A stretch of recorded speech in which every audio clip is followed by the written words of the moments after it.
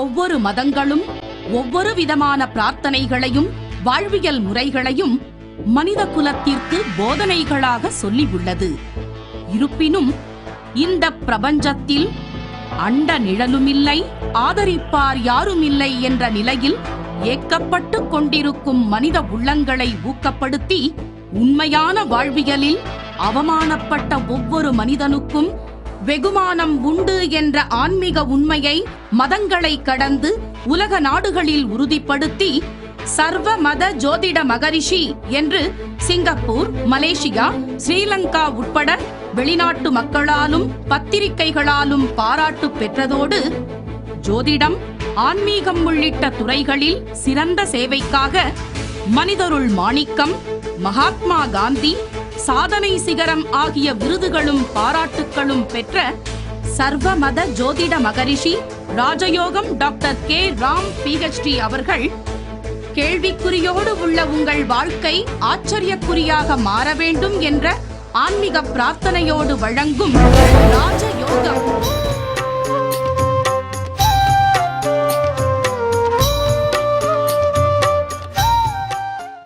ராஜயோகம் நிகழ்ச்சியில் doctor K. Ram அவங்க கிட்ட நிறைய கேள்விகள் கேட்டு ஜாதகம் சம்பந்தமாக நிறைய விளக்கம் அவர் சொல்லியிருப்பார், நீங்களும் கேட்டிருப்பீங்க. இப்போ ஜாதகம், ராசிக்கல், அதை பற்றி நிறைய கேள்விகளுக்கு அவர் நிறைய விளக்கம் சொல்ல போகிறாரு. அதை பற்றி இப்போ பார்க்கலாம். வணக்கம் சார். ஓம் தத்புருஷாய வித்மகே வக்கரதுண்டாய தீமகி தன்னோ தந்தி பிரசோதயாத். ஓம் ஆதித்யாயஷ சோமாய மங்களாய புதாயஷ குரு சுக்கர சனியப் யக்ஷ ராகவ கேதவ நமக. சார், விளக்கு டெய்லி வைக்கிறோம் நம்ம. அது ஒரு முகம் ஒரு விளக்கு கூட வைக்கிறாங்க சில பேர் 2 விளக்கு, குத்து விளக்கு 2 பக்கம் 2 வைக்கிறாங்க. ஒரு முகம் வைக்கிறது நல்லதா, அந்த குத்து விளக்குல 2 முகம் ஏத்துறது ரொம்ப நல்லதா? அந்த ஒவ்வொரு இதுக்கும் என்னென்ன பலன், என்னென்ன விசேஷன்றதை பற்றி கொஞ்சம் சொல்லுங்க. பொதுவாகவே விளக்கு அப்படிங்கிறது ஒரு வீட்டில் விளக்கு ஏற்றி வச்சோம் அப்படின்னா அந்த நாளில் உங்களுக்குன்னு இருக்கக்கூடிய ஒரு சில வில்லங்கங்கள் விளக்கி வைக்கக்கூடிய தாத்பரியம் அந்த விளக்குக்கு இருந்துகிட்டு இருக்குது. அது ஒரு முகமாக இருந்தாலும் சரி, 5 முகமாக இருந்தாலும் சரி. விளக்கு ஏற்றுறதுல பார்த்தீங்கன்னா நிறைய பேர் ஒரு வீட்டில் ஒரு விளக்கு ஏற்றலாமா, அதாவது ஒத்த விளக்கு ஏற்றலாமா, இல்லை 2 விளக்கு, 8 விளக்கு ஏற்றலாமாங்கிற ஒரு ஐயப்பாடு இருந்துக்கிட்டு இருக்கும். பூஜை ரூமை பொறுத்தளவுக்கு குத்து விளக்கு தாராளமாக ஏற்றி வைக்கலாம். பூஜை ரூமில் நிறைய படங்கள் இருந்து தினசரியும் அதுக்கு புது வகையான பூ போட்டு அர்ச்சனை பண்ணுற மாதிரி இருந்ததுனாலோ, அல்லது ஒவ்வொரு நாளுக்கும் ஒவ்வொரு விதமான பூக்களை உபயோகப்படுத்துகிற மாதிரி இருந்தது அப்படின்னா இந்த 5 முகம் என்று சொல்லக்கூடிய குத்து விளக்கு ஏற்றலாம். அப்போ குத்து விளக்கு அப்படிங்கிறது ஒரு ஜோடி 2 விளக்கு வருது இல்லைங்களா, அப்போ 10 முகம் ஆகிடுது. இந்த 10 முக விளக்கு ஏற்றும் பொழுது அதாவது 2 குத்து விளக்கு வீட்டில் ஏற்றும் பொழுது கண்டிப்பாக உங்களுடைய வீட்டில் நெய் விளக்கு, அந்த குத்து விளக்குக்கு நெய் உபயோகப்படுத்தலாம். அதே மாதிரி உங்களுடைய குலதெய்வத்தை வழிபாடு கண்டிப்பாக இருந்துகிட்டு இருக்கணும். அதே மாதிரி ஏதாவது ஒரு ஸ்லோகம், உங்களுக்கு தெரிஞ்ச மந்திர ஸ்லோகங்கள் காலையில் நேரம் சொல்ல வேண்டியது இருக்கணும். எல்லாத்துக்கும் மேலே இந்த விளக்கு ஏற்றக்கூடிய நேரம் பிரம்ம முகூர்த்தமாக இருக்கிறது நல்லது. இதுவெல்லாம் எதுவுமே கடைப்பிடிக்க முடியாத சூழ்நிலையில் ஒரு விளக்கு மட்டும் ஏற்றலாங்க, அந்த மண் விளக்கு. இந்த விளக்கு ஏற்றுறது கூட பார்த்தீங்கன்னா பித்தளை விளக்கு ஏற்றலாமா, வெள்ளி விளக்கு ஏற்றலாமா, இந்த மாதிரியான ஒரு ஐயப்பாடு, இந்த மாதிரியான ஒரு சந்தேகம் நிறைய பேருக்கு இருந்துகிட்டு இருக்குங்க.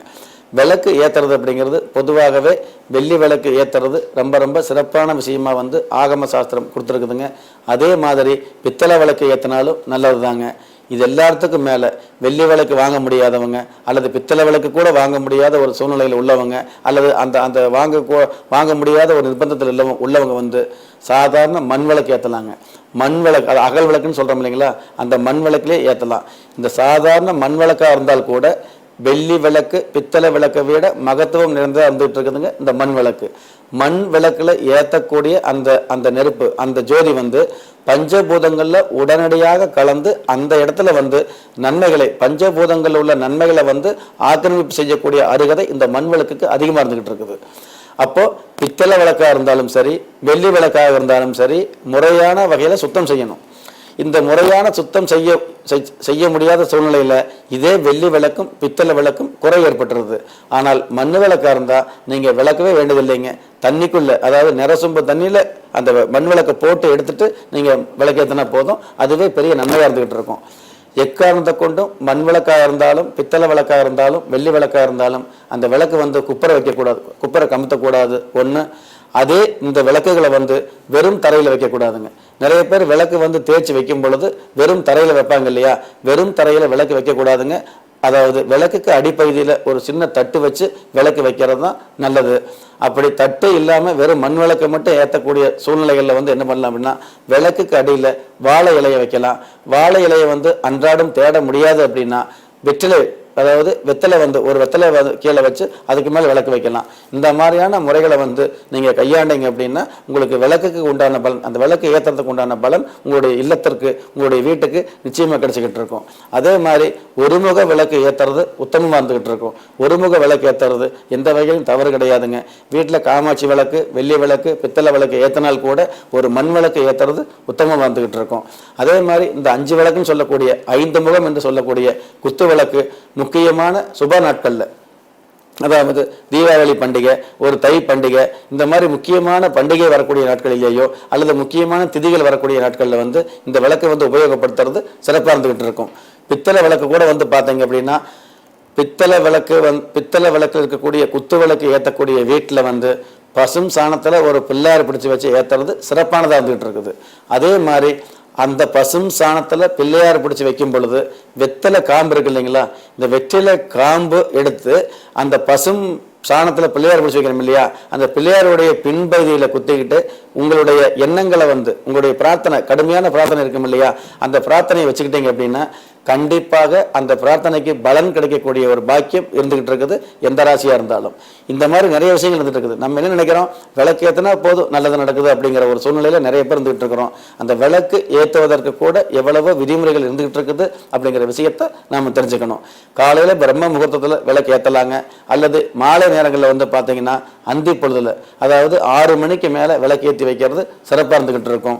ஒரு சில வீடுகளில் வந்து வாசப்படியில் விளக்கேற்ற சொல்லி எதற்காக சொல்கிறோம் அப்படின்னா, வாஸ்து சம்பந்தப்பட்ட விஷயங்களில் குறைபாடுகள் இருந்தால், அதாவது மனையடி சாஸ்திரப்படியோ அல்லது உங்களுடைய ஜாதகப்படி திறமைகள் இருந்தும் வறுமையில் வாடுகிறீர்களா? விதியை நொந்து விரக்தியில் இருக்கிறீர்களா?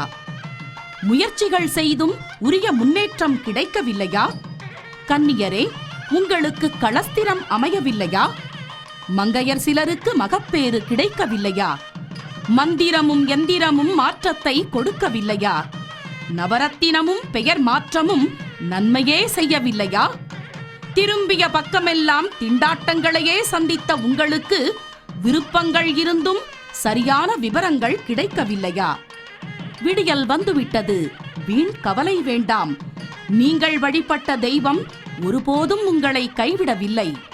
ஆம், உங்களுடைய குலதெய்வ அருளால் விரக்தியில் உள்ளவர்களுக்கும் விடியல் ஏற்படுத்திய சர்வமத ஜோதிட மகரிஷி ராஜயோகம் டாக்டர் கே ராம் அவர்கள் சாணத்திற்கும் மெய்ஞானத்திற்கும் உள்ள தாத்பரியங்களை விஞ்ஞானத்தோடு விளக்கப்படுத்தி உலக அரங்கில் ஜோதிடத்தை தெளிவுபடுத்தியவர்.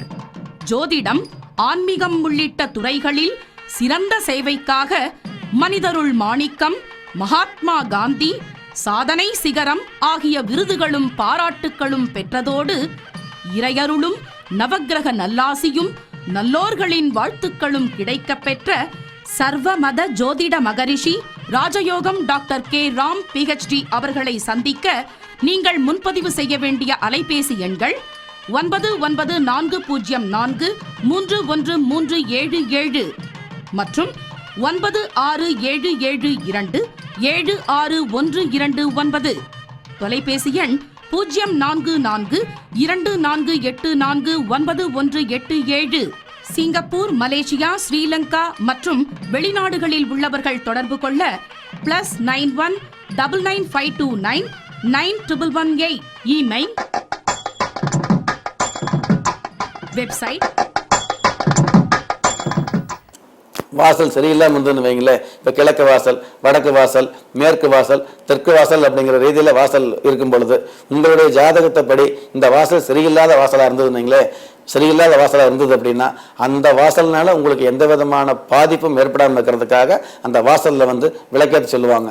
அப்படி ஏற்றக்கூடிய விளக்கு கண்டிப்பாக மண் விளக்காக தான் இருந்துக்கிட்டு இருக்கணும். அந்த மண் விளக்கு கூட அடியில் பசும் சாணத்தை வச்சு அது மேலே கிராமப்புறங்களில் இன்றைக்கி கூட வந்து பார்த்திங்கன்னா இதையெல்லாம் முறையாக வந்து அதாவது பயன்படுத்துவாங்க. நம்ம வந்து அதாவது நகர்ப்புறங்கள் இருக்கும் பொழுது பசு சாணம் கிடைக்காம இருக்கிறதுனால ஒரு பிரச்சனையாக இருந்துட்டு இருக்கு. அதாவது இந்த மாதிரியான வாய்ப்புகள் கிடைக்காம போயிருதுங்க. ஆனால் கிராமப்புறங்களில் இந்த மாதிரி பசும் சாணத்தை வந்து சிறு அளவில் வச்சு அதற்கு மேலே மண் விளக்கு ஏற்றி வச்சோம்னா இந்த வீட்டுக்கு வரக்கூடிய தோஷங்கள் வந்து நிவர்த்தி ஆகிறது, பாதிப்பு கொடுக்கறது இல்லை. அதே மாதிரி இந்த மண் விளக்கு வச்சு வீட்டில் வழிபாடு பண்ணும் பொழுது பெண்கள் தான் வீட்டில் வாசல் படியில், அதாவது நிலைவாசல் என்று சொல்லக்கூடிய வாயில் பகுதியில் விளக்கேற்றுறது கண்டிப்பாக பெண்கள் மட்டும்தான் ஏற்றணும் அப்படிங்கிற ஒரு உறுதியாக இருந்துகிட்டு இருக்கணும். அப்படித்தான் சாஸ்திரம் சொல்லியிருக்கு. இதை எல்லோருமே கையாளணும். சாமிக்கு ஏற்றுற விளக்கு வேணால் ஆண்கள் ஏற்றலாங்க. ஆனால் வீட்டு வாசப்படியில் நிலைவாசலில் ஏற்றக்கூடிய அந்த விளக்கு வந்து கண்டிப்பாக பெண்மணிகள் தான் ஏற்றணும் அப்படிங்கிறதுல நீங்கள் உறுதியாக இருந்துகிட்டு இருக்கலாம். இதே மாதிரி இந்த மாதிரியான ஏற்றுற விளக்கு வந்து எவ்வளவு நேரம் எரியணும் அப்படிங்கிற கணக்கெல்லாம் கிடையாதுங்க. 1 மணி நேரம் எரியலாமா, 2 மணி நேரம் எரியலாமா, ஒரு நாள் முழுவதும் எரியலாமா அப்படின்ட்டு நம்ம 1 மணி நேரம் எரிய சொல்லி சொன்னோம். சாஸ்திரம் வந்து அதுக்கு விதிவிலக்கெல்லாம் கொடுக்கலைங்க. 1 மணி நேரம் எரியலான்னு சொன்னோம்னா நாம் ஆஃபீஸ்க்கு போகிற நேரத்தில் விளக்கேற்றுறதே பிரச்சனையாக இருக்குது. இதில் 1 மணி நேரம் நம்ம உட்கார்ந்துட்டு இருக்க முடியுமாங்கிற கேள்வி எழுந்துட்டு இருக்கலாம், காலம் கலிகாலமாக இருக்கிறதுனால. ஆனால் நீங்கள் 1 மணி நேரமோ அல்லது 5 நிமிஷமோ அல்லது ஒரு நாள் முழுவதுமே விளக்கு எரிஞ்சுக்கிட்டு இருக்கலாம், தவறு கிடையாது. ஆனால் அந்த விளக்கு வந்து அணையும் பொழுது ஒரு புஷ்பம் எடுத்து புஷ்பத்தால் மட்டும்தான் அணையணும். வாயால் ஊதி எந்த விளக்குமே அணைக்கக்கூடாது. 1. 2வது, தொடர்ந்து 24 மணி நேரம் விளக்கு எரியும் பொழுது எதற்காக 24 மணி நேரம் எரிய வேண்டாம், சாதாரணமாக விளக்கு வந்து அணைச்சிட்டு போகலாங்கிற விஷயத்த ஒரு சில பேர் சொல்கிறோம் அப்படின்னு கேட்டிங்கன்னா சாஸ்திரத்துலேயும் கொடுத்துருக்காங்க அப்படின்னு கேட்டிங்கன்னா அந்த விளக்கு தொடர்ந்து 24 மணி நேரம் எரியும் பொழுது 24 மணி நேரம் தொடர்ந்து ஒருவர் கவனமாக இருக்க முடியாதுங்க. அப்போ ஏதோ தெரிஞ்சோ தெரியாமலோ அந்த விளக்கில் இருக்கிற நெருப்பு பட்டுது, வேறு இடத்துல பட்டுது அப்படின்னா அது அபசவனமாக இருந்துகிட்டு இருக்கும். 1. 2வது, ஊதுபத்தி இந்த மாதிரியான விஷயங்கள் வந்து இந்த மாதிரி பட்டுது அப்படின்னு வைங்களேன், அது பக்கத்தில் இருக்கிற ஒரு திரைசீலையில் அதாவது ஸ்க்ரீன்லேயோ அல்லது வேறு நடந்து போகும்போது குழந்தைகளுடைய உடம்புலையோ அல்லது வந்து வஸ்திரத்திலேயோ படும் பொழுது நமக்கு அது அபசவனமாக தெரியும். எதற்காக இதை திருப்பி ஆழப்படுத்தி சொல்கிறோம் அப்படின்னு கேட்டிங்கன்னா, அதாவது எனக்கு தெரிஞ்ச ஒருவருடைய அதாவது ஒரு பெரிய பிரிண்டிங் பட்டை வச்சுருந்தாருங்க. அவர் அதாவது தொழில் கம்பெனி பெரிய லெவலில் வச்சுருந்தாருங்க. அவருக்கு வந்து ரொம்ப அந்த தொழில் மூலமாக வந்து எதிர்பாராத ஏற்றம், கையெழுத்து போடவே தெரியாமல் வந்துகிட்டு இருக்கிறாரு. அவர் வந்து கணக்கு வழக்கு தெரியாத அளவுக்கு பணம் சம்பாதிக்கக்கூடிய அமைப்பு, செல்வம் சேரக்கூடிய அமைப்பு வந்ததுக்கு அப்புறம் சொந்தமாக ஒரு இடம் எடுத்து அதில் வந்து இந்த மாதிரி ஒரு பெரிய கம்பெனி ஊரே பார்த்து ஆச்சரியப்படக்கூடிய அளவுக்கு அவர் அந்த கம்பெனியை வந்து ஆரம்பம் செய்கிறாருங்க. அந்த கம்பெனிக்கு வந்து அதாவது காலையில் வந்து இந்த மாதிரியான பூஜை போடும் பொழுது ஊதுபத்தியில் அதாவது வாழைப்பழத்தில் ஊதுபத்தியை குத்தி பக்கத்தில் விளக்கேற்றி வைப்பாங்க இல்லைங்களா, அந்த மாதிரி இந்த ஊதுபத்தியை மட்டும் குத்தி பருத்தி வச்சுட்டு சாமி கும்பிட்டு அந்த கணபதி அவங்க இதெல்லாம் பண்ணிட்டு போகிறாங்க. அப்போது இந்த டேபிள் இருக்கு இல்லையா, கம்பெனிக்கு வாங்கக்கூடிய அந்த டேபிள் மேலே பெட்ஷீட் மேலே திரை சேலையை விரித்து அது மேலே வந்து இவங்க குத்து விளக்கெல்லாம் ஏற்றிருந்தா கூட இந்த பூஜை முடிச்சதுக்கப்புறம் வெளியில் போகும்போது என்ன பண்ணுறாங்கன்னா இந்த குத்து விளக்கெல்லாம் எடுத்து கீழே வச்சிடுறாங்க. வச்சுட்டு இந்த வாழைப்பழத்தை மேலே இருக்கிற ஊதுபத்தி மட்டும் அந்த டேபிள் மேலே வச்சுட்டு வெளியில் போயிடுறாங்க. இவங்க வந்து இந்த விளக்கு ஏற்றுற முறை, இந்த குத்து விளக்கு சொல்கிறோம் இல்லைங்களா, நான் நிகழ்ச்சியில் ஆரம்பத்திலேயே சொன்னாங்க, இந்த குத்து விளக்கு அப்படிங்கிறது வந்து பித்தளை விளக்கு அப்படிங்கிறது வந்து சுத்தப்படுத்தி தான் ஏற்றணும். நம்ம சுத்தப்படுத்தாமல் ஏற்றணும் அப்படின்னா அதுலேயே ஒரு சில சரித்திரம் படைக்க வேண்டிய அமைப்பு உங்களுக்கு இருந்தால் கூட தரித்திரம் பிடிக்க வேண்டிய அமைப்பு நிச்சயமா வந்துடும். இதை சொல்றதுக்காக வருத்தப்பட வேண்டாங்க. உங்களை ஆறுதல் படுத்துறதுக்காகவோ இல்லை உங்களை திருப்திப்படுத்துறதுக்காகவோ நான் பொய்யான சாஸ்திரம் சொல்லக்கூடாது அப்படிங்கிறதுக்காகத்தான் உண்மையை சொல்றோம். அந்த மாதிரி அவர் வந்து இந்த வாழைப்பழத்தில் ஊதுபத்தி பற்றி வச்சுட்டு வெளியில போகும்போது ஊதுபத்தி மினிமம் ஒரு அரை மணி நேரம் 1 மணி நேரத்தில் எரிஞ்சு அது தானாகவே அணைஞ்சிடும். அதில் பெரிய நெருப்பெல்லாம் பிடிக்காதுங்க. ஆனால் அந்த ஊதுபத்தியிலிருந்து விடக்கூடிய அந்த சிறு நெருப்பு அந்த புகையாட்டு சாம்பலா விழுகும் இல்லைங்களா, அது அந்த பெட்ஷீட்டில் பட்டு அந்த பெட்ஷீட் போகிற ஒரு சின்ன இடத்துல ஒரு சின்ன ஒரு டாட் அதாவது ஸ்டிக்கர் போட்டு வைக்கிறோம் இல்லைங்களா, அந்த அளவுக்கு அது வந்துருச்சுங்க. இது வந்து சாதாரண விஷயம்தான். எதாச்சும் நான் போகும்போது சொல்கிறோமோ இந்த மாதிரி சிறு நெருப்பாக இருந்தால் கூட இது ஒரு அவசகுணமாக இருந்துட்டு இருக்கிறதுனால இதை நீங்கள் தொடர வேண்டாங்க. மறுபூஜை ஏதாவது செஞ்சுட்டு குலதெய்வத்து கோயிலில் உத்தரவு கேட்டுக்கிட்டு இதை ஆரம்பித்து பண்ணலாம்னு நம்ம சொல்கிறோம். அதை அந்த மாதிரியான விஷயத்தை வந்து அவர் பெருசாக எடுத்துக்கல. என்ன காரணம்னு கேட்டிங்கன்னா, இந்த காசு வசதி நிறையா இருந்ததுன்னு வைங்களேன், சொல்லுவாங்க இல்லையா, காசு வந்து கண்ணை மறைக்கும்னு சொல்லுவாங்க. பொதுவாகவே காசு வசதி இருந்தால் நம்ம எதுவுமே எடுத்துக்க மாட்டோம். அந்த செல்வமோ அல்லது உங்களோட வாழ்க்கையில் வந்து நீங்கள் எதிர்பார்ப்பு கிடைக்கல அப்படிங்கிற பட்சத்தில் எல்லோருமே வந்து நம்ம அப்போ தான் ஜாதகம் சாமி அதாவது நீங்கள் நினைக்கிறதெல்லாம் நடந்துகிட்டு இருக்கும் பொழுது நம்ம எதுவுமே எடுத்துக்க மாட்டோம். நீங்கள் நினைக்காத ஒன்று நடக்கும் பொழுதோ அல்லது நீங்கள் நினைச்சதை ஒன்று நிறைவேறாமல் இருக்கும் பொழுது ஜாதகம்னா என்ன, சாமின்னா என்ன அப்படிங்கிற விஷயத்த நம்ம எல்லாருமே எடுப்போம். அந்த மாதிரி அவர் காசு கண்ணை மறைக்கிறதுனால இந்த சின்ன நெருப்பை வந்து பெருசாக எடுத்துக்கல. ஆனால் நானும் சாஸ்திரம் தெரிஞ்சதுனால தான் அது பெருசாக எடுத்து சொல்ல வேண்டியதாக இருந்தது. ஆனால் அதுக்கப்புறம் அவர் பெருசாக எடுத்துக்கல. மறுபடியும் கம்பெனி ஆரம்பித்தாங்க. எண்ணி 27 நாளுக்குள்ளே வந்து பார்த்தீங்க அப்படின்னா பல கோடிக்கணக்கான ரூபாய் மதிப்புள்ள அந்த கம்பெனி வந்து நெருப்பில் வந்து பஸ்மம் ஆயிடுச்சுங்க. இது வந்து ஒரு வகையில் வந்து பாதிப்பாக இருந்தால் கூடங்க, இன்னொரு வகையில் என்ன எடுக்கலாம் அப்படின்னா, எப்படியாவது அதாவது கடவுள் வந்து ஒரு பக்கம் அடைச்சாருன்னா மறுபக்கம் நமக்கு திறப்பார்னு சொல்லுவாங்க இல்லையா, அந்த மாதிரி ஏதோ இப்போ இருந்தால் கூட இன்னும் பின்னாடி வந்து வாழ்க்கையில் வர முடியும், கவலைப்படாதுன்னு சொல்லலாம். ஆனால் அந்த ஜாதகப்படி அந்த அந்த ஒரு சில சகுனங்கள் படி என்னென்னா அவருடைய அந்த கம்பெனி வந்து மீண்டு எழுந்து வர முடியாத அளவுக்கு பாதிப்பு கொடுத்துருச்சுங்க. இது எதற்காக சொல்கிறோம் அப்படின்னா, அவர் மீண்டு எந்த ஒரு மனுஷனுக்கும் தோல்வின்னு வந்தது அப்படின்னா அதற்கு பின்னாடி ஒரு மாற்றம், அதாவது கண்டிப்பாக ஏமாற்றம்னு ஒன்று இருந்தது அப்படின்னா மாற்றம்னு ஒரு நல்ல விதி இருந்துகிட்டு இருக்கும். அப்படி இருந்தாலும் பரவாயில்ல, அந்த மாதிரியான ஒரு மாற்றத்தை கூட அவர் அனுபவிக்க முடியாத சூழ்நிலையை ஏற்படுத்திக்கிட்டார் அப்படிங்கிறத உண்மை. என்ன காரணம் கேட்டிங்கன்னா, அந்த பித்தளை விளக்கு சுத்தப்படுத்தாமல் ஏற்றினது மட்டும் ஒரு காரணம் இல்லைங்க. நம்ம நிகழ்ச்சியில் அடிக்கடி சொல்லிகிட்டு இருக்கிறோம், எந்த ஒரு விளக்காக இருந்தாலும் அது பெண்கள் ஏற்றுறது சிறப்பாக இருந்துகிட்டு இருக்குது ஒன்று. அதுவே தொழில் ஸ்தாபனமாக இருந்தது அப்படின்னா அந்த ஸ்தாபனத்தில் வந்து பிரம்ம முகூர்த்தத்தில் பூஜை பண்ணிட்டு அந்த பிரம்ம முகூர்த்த விளக்கு முதல் விளக்கு பெண் ஏற்றணும். அதாவது சின்ன பெண் கன்னிகளையாத பெண் ஏற்றுறது சிறப்பு. அப்படி இல்லைன்னா கூட மனைவி அல்லது மக்களில் யார் வேணாலும் ஏற்ற சொல்லாங்க. அந்த மாதிரி ஏற்றி பண்ணணும்னு நம்ம சொல்கிறோம். அவர் பாருங்க, மற்ற நேரங்கள் எல்லாம் மனைவி சொல்கிறத கேட்டார். முக்கியமான நேரத்தில் மனைவியிட சண்டை போட்டுக்கிட்டு அன்னைக்கு அவர் கேட்டுக்கல. அதாவது இவரே விளக்கேற்ற வச்சுட்டாருங்க. நம்ம என்ன சொல்கிறோம் அப்படின்னா, பெருமையாக அதாவது நம்ம வந்து பெண்களை மதிக்கணும், பெண்களை எடுத்துக்கணும் அப்படிங்கிறதில்ல. சாஸ்திரம் அந்த காலத்திலிருந்தே பெண்களுக்கு ஒரு மதிப்பு கொடுத்து வச்சிருக்குதுங்க. பெண்ணை பெண்ணாக வச்சிருக்கணும் அப்படிங்கிறதுக்காக அத்தனை ஐஸ்வர்யங்களையும் ஒரு ஆண் ஜாதகத்தில் எத்தனை யோகம் இருந்தாலும் அத்தனை யோகமும் பழிக்கிறதுக்கு பெண் ஜாதகத்தில் ஒரு யோகமாவது வேணும்.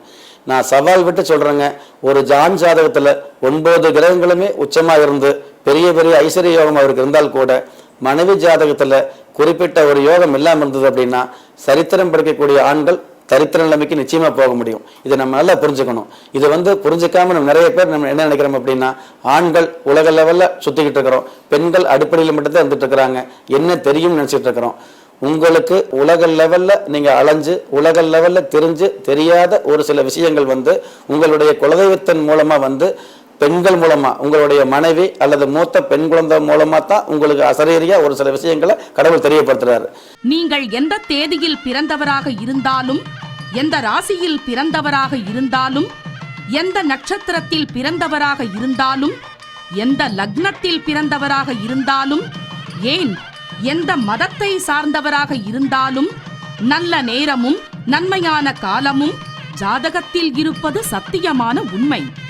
ஆம், பிரபஞ்சத்தில் உங்களுக்காக விதிக்கப்பட்டுள்ள சுப பாக்கியங்களை உங்களுடைய ஜாதகம், கைரேகை, எண்கணிதம், பிறந்த தேதி மற்றும் பிரசன்ன சாஸ்திரப்படி ஆய்வு செய்து கடவுளின் பேரருளால் கரு உருவான கால ஜோதிடத்தை கண்டுணர்ந்து அஸ்ட்ரோபயோரித சூட்சுமப்படி அதிர்ஷ்ட தேவதைகளின் அனுக்கிரகத்தோடு குலதெய்வ பூஜையும் நவக்கிரக ஆசியும் பஞ்சபூத பாக்கியமும் ஆதிக்கமாக பெற்ற அதிர்ஷ்ட ரத்தினத்தை ஆன்மீகத்தோடு வழங்கும் ஒரே ஸ்தாபனம் எஸ்ஆர்ஜே ஜெம்ஸ் ஜுவல்லர்ஸ்.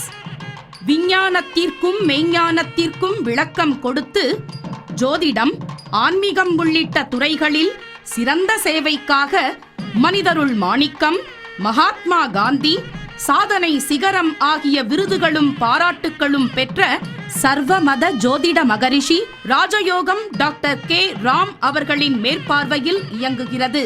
திக்கற்ற யாவரும் ஒப்பற்ற பயன்பெற எஸ்ஆர்ஜே ஜெம்ஸ் ஜுவல்லர்ஸ், எண் 139, பன்னா பிளாசா, ஆற்காடு ரோடு, கோடம்பாக்கம், சென்னை 6,24,000.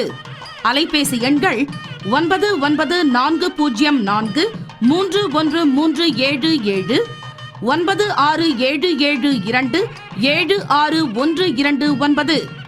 தொலைபேசி எண் 0424849187.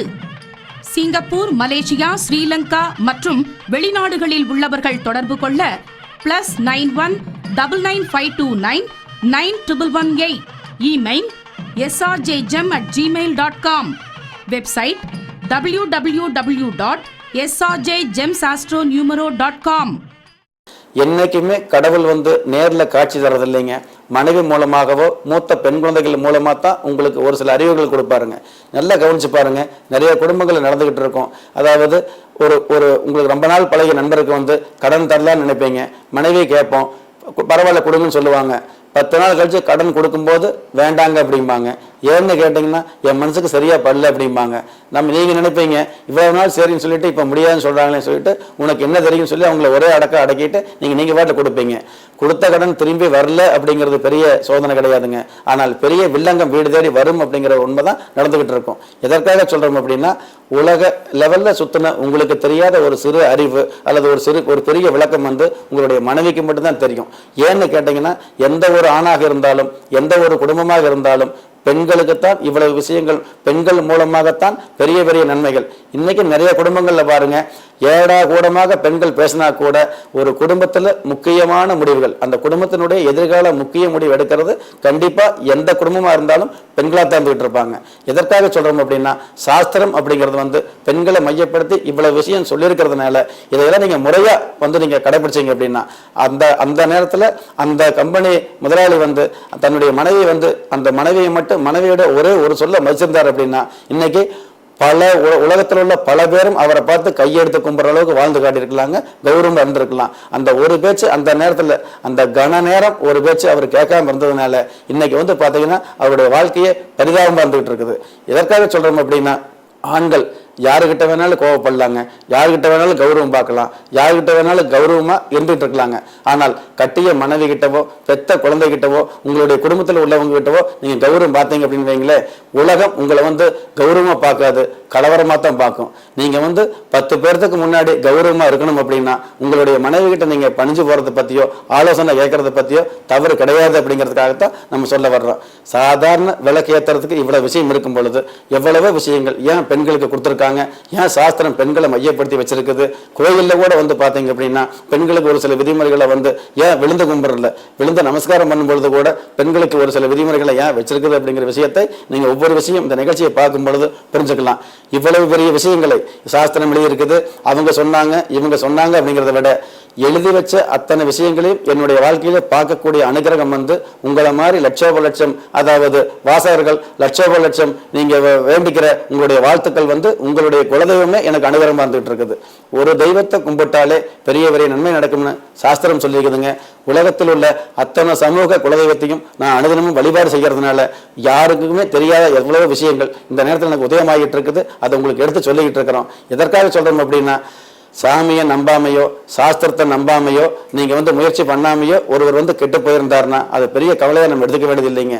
ஜாதகத்தை நம்பி சாஸ்திரத்தை நம்பியும் ஒருவர் வந்து கஷ்டப்பட்டுக்கிட்டு இருந்தார் அப்படின்னா அது கண்டிப்பா வேதனையான விஷயம்தான்.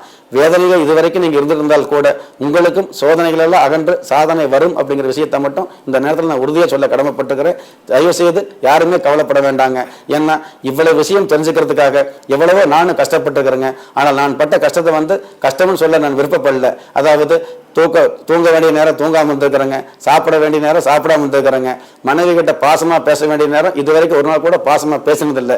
ஏன்னு கேட்டீங்கன்னா இவ்வளவு விஷயங்களும் நம்ம தெரிஞ்சுக்கணும் அப்படின்னா அதாவது 70 வருஷம் 80 வருஷம் வாழ்ந்து தெரிய வேண்டிய விஷயங்களை சின்ன வயசுலேயே தெரிஞ்சுக்கக்கூடிய ஒரு அருகதை வந்து கடவுள் கொடுக்குறாரு அப்படின்னா உங்களை மாதிரி உள்ளவங்களுடைய வாழ்த்து தான். நிகழ்ச்சியை பார்க்கும்போது யாரோ ஒருவராக நினைப்பீங்க இல்லையா, பரவாயில்ல இவ்வளவு பெரிய விஷயத்த நமக்கு சொல்லியிருக்காங்க, நமக்கு நல்லது நடக்கும், நல்லா இருக்குன்னு உங்க மனசில் நினைக்கிறீங்க இல்லையா, அந்த நினைப்பத்தான் பெரிய பெரிய வாழ்த்து. எவ்வளவு பெரிய விஷயங்கள், பெரிய பெரிய ஞானிகளாக இருந்தாலும் சரி, பெரிய பெரிய அரசு சம்பந்தப்பட்ட விஷயங்களாக இருந்தாலும் சரி, பெரிய பெரிய அதாவது விஐபி அப்படிங்கிறத விட விவிஐபி சம்பந்தப்பட்ட அத்தனை பேர்களுக்குமே வந்து ஆலோசனை சொல்லக்கூடிய தகுதி எதனால வருது அப்படின்னு கேட்டீங்கன்னா இந்த ஆன்மீக சம்பந்தப்பட்ட அனுகிரகம் இருக்கிறதுனால தான். நான் திரும்ப திரும்ப சொல்றேன் கேட்டுங்க, ஒரு மருத்துவம் படிக்கிறதா இருந்ததுன்னா பொருள் இருந்தா படிக்கலாம், ஒரு இன்ஜினியர் ஆகணும்னு வைங்களேன் அதுக்கு பொருள் இருந்தால் அந்த கல்வியை கற்றுக்கலாம், இல்லை வேறு எந்த ஒரு படிப்பாக இருந்தாலும் சரி நீங்கள் வந்து அதை படிக்கணும் அப்படின்னா அதுக்கு பொருள் இருந்தால் போதுங்க, படிக்கலாம். அல்லது பொருளுக்கு மேலே ஓரளவு முயற்சி இருந்தால் கற்றுக்கலாங்க. ஆனால் இந்த சாஸ்திரம், இந்த சம்பிரதாயம், இந்த ஜாதகம் இதுவெல்லாம் கற்றுக்கணும் அப்படின்னா பொருள் இருந்தால் மட்டும் பத்தாதுங்க, கடவுளுடைய அருள் கண்டிப்பாக வேணும். அந்த கடவுளுடைய அருள் வந்து நான் கும்பிடுகிற என்னுடைய குலதெய்வத்தை விட இந்த நிகழ்ச்சியை பார்த்து கொண்டிருக்கின்ற அத்தனை லட்சோப லட்சம் மக்களுடைய அனுகிரகம் குலதெய்வத்துடைய அனுகிரகம் இருக்கிறதுனால தான் இந்த நிகழ்ச்சியில் அதாவது யாரும் சொல்லாத கருத்துக்கள் வர்றதுங்கிறத விட நிறைய லெட்டர் எழுதிருக்கீங்க இல்லையா, நீங்கள் சொன்ன ஒரு நிகழ்ச்சி, அதாவது கடந்த காலங்களில் வந்து கோயம்புத்தூர் போயிருந்தாங்க, ஒரு 40 நாளைக்கு முன்னாடி போயிரும்போது அங்கே ஒரு கிராமத்தில் வந்து விறகு போகிற பாட்டு சொல்கிறாங்க, எங்கள் பையனுக்கு வேலையே கிடைக்காம இருந்தது, என்னென்னமோ பரிகாரம் பண்ணி பார்த்தாங்க, எதுவுமே நடக்கல. நீங்கள் ஒரு டிவியில் சொன்னீங்க, இந்த கலசம் பற்றி சொன்னீங்க, நான் வச்சு 10வது நாளே வேலை கிடைச்சதுங்க, சந்தோஷம் சாமின்னு சொல்லிட்டு அவங்க வந்து அதாவது ஒரு டீயாவது சாப்பிட்டு போவோம்னு சொல்லி வாங்கி கொடுத்துட்டு போகிறாங்க. எதற்காக சொல்கிறோம் அப்படின்னா, இந்த மாதிரி வாழ்க்கையில் வந்து வறுமை கோட்டுக்கு கீழே கஷ்டப்பட்டு இருக்கிற அந்த வயதான பெண்மணிகிட்ட இருக்கிற கிடைக்கக்கூடிய வாழ்த்து என்னை எவ்வளவோ காப்பாற்றிட்டு இருக்குது. இந்த காப்பாற்றுதல் எனக்கு மட்டும் இல்லை, இந்த நிகழ்ச்சியை பார்த்து கொண்டிருக்கின்ற ஒரு கோயிலுக்கு போனோம், சாமி கும்பிட்டோம், பரிகாரம் பண்ணணும் அப்படிங்கிற மாதிரி இல்லாமல் இந்த நிகழ்ச்சியை பார்க்கக்கூடிய வாய்ப்பு கிடைச்சாலே உங்களுக்கு நல்லது நடக்கணும் அப்படிங்கிற பிரார்த்தனையோடு தான் இந்த நிகழ்ச்சியில் நிறைய விஷயங்கள் சொல்லிட்டு இருக்கிறோம். அதனால சொல்லப்படுகிற அத்தனை விஷயங்களையும் நீங்கள் வந்து சரியான முறையில் பயன்படுத்துங்க. கண்டிப்பாக நல்லது நடக்கலாம் அப்படிங்கிற விட கண்டிப்பாக நடக்கும் அப்படிங்கிற உறுதியை சொல்ல கடமைப்பட்டிருக்கிறோம். இந்த விளக்கை பற்றி இவ்வளவு விரிவாக ரொம்ப நல்லா சொல்லியிருக்கீங்க. அந்த காலகட்டத்தில் ஆண்களும் பெண்களும் 2 பேருமே வேலைக்கு போயிட்டு இருக்காங்க. இந்த சமயத்தில் ஆண்கள் எந்த நேரத்தில் விளக்கேற்றலாம், எந்த இடத்துல விளக்கேற்றலான்றதை பற்றி ரொம்ப விரிவாக சொல்லியிருக்கீங்க. ரொம்ப நன்றி சார். நவ கிரகங்களின் அனுகிரகமும் 5 பஞ்சபூதங்களின் ஆசீர்வாதமும் அனைவருக்கும் கிடைப்பதற்குண்டான பிரார்த்தனையோடும் வாழ்த்துக்களோடும் நன்றி.